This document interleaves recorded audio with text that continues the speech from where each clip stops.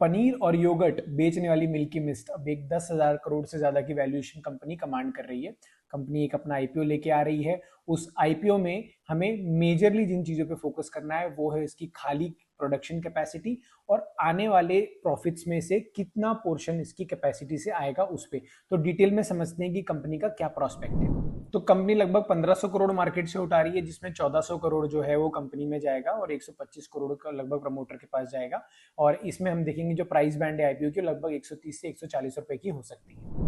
अगर ब्रीफ में कंपनी का प्रोडक्ट मिक्स समझे तो जो मिल्की मिस्ट है वो प्रीमियम वैल्यू एडेड प्रोडक्ट्स पे, इट्स नॉट अ नॉर्मल दूध कंपनी, वैल्यू एडेड प्रोडक्ट्स पे ज्यादा फोकस करते हैं, जैसे कि पनीर, ग्रीक योगर्ट, चीज और इन सब चीजों पे। और अगर हम डेटा के हिसाब से देखें तो पनीर में खासतौर पे जो कि हेवीली अनऑर्गेनाइज्ड है उसमें इनका 19% मार्केट शेयर है और ग्रीक योगर्ट में तो 35 से 40% का मार्केट शेयर ये लेके बैठे हुए हैं। तो इस वैल्यू एडेड सेगमेंट में जो कंपनी ने प्रोडक्शन कैपेसिटी डाली हुई है उसका utilisation as per the management 35 से 40% है।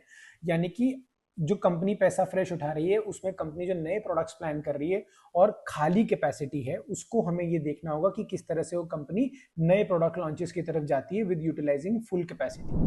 ना लगभग 450 करोड़ का इसमें से कंपनी अपना डेट रीपेमेंट करेगी और इसमें उनका इंटरेस्ट कॉस्ट कम होगा, क्योंकि अगर आप डेट ले रखे हो तो आपको ब्याज देना पड़ता है। तो एस्टिमेटेड इनका जो इंटरेस्ट पेमेंट है वो 50-60 करोड़ से लगभग कम हो जाएगा नेक्स्ट ईयर से। और उसके साथ ये देखना होगा कि 450 करोड़ का जो कंपनी जो मैन्युफैक्चरिंग में कैपेक्स प्लान नहीं कर रही, मतलब प्रोडक्ट मैन्युफैक्चरिंग में, तो उसमें कंपनी की पाइपलाइन में वे प्रोटीन, क्रीम चीज जैसे प्रीमियम प्रोडक्ट्स या आइसक्रीम वगैरह। तो वे प्रोटीन अगर मार्केट डालती है, खासकर की प्रोटीन ओरिएंटेड सोसाइटी में यहाँ पे जो चल रहा है, तो उसमें ये हाई मार्जिन प्रोडक्ट बन सकता है जिससे कंपनी को अगेन ऑपरेटिंग लेवरेज मिल सकता है। तो ये दो चीजें हमें ध्यान में रखनी होगी। फाइनेंशियल ईयर 26 में देखिए तो कंपनी ने जो रेवेन्यू 31% से ग्रो किया लगभग 3100 करोड़ और प्रॉफिट भी लगभग 127 करोड़ का जंप देखा गया, 127 करोड़ तक गया, जो कि लगभग 150% से ऊपर का जंप है। मेन क्वेश्चन ये है कंपनी के हिसाब से, कैपेसिटी यूटिलाइजेशन को फर्दर एक्सपैंड करने का रूम है, कंपनी अपना डेट को कम कर रही है, साथ ही प्रीमियम कैटेगरी जो टारगेट कर रही है वो है वे प्रोटीन जैसे आइटम जिनमें मार्जिन बहुत अच्छे हैं।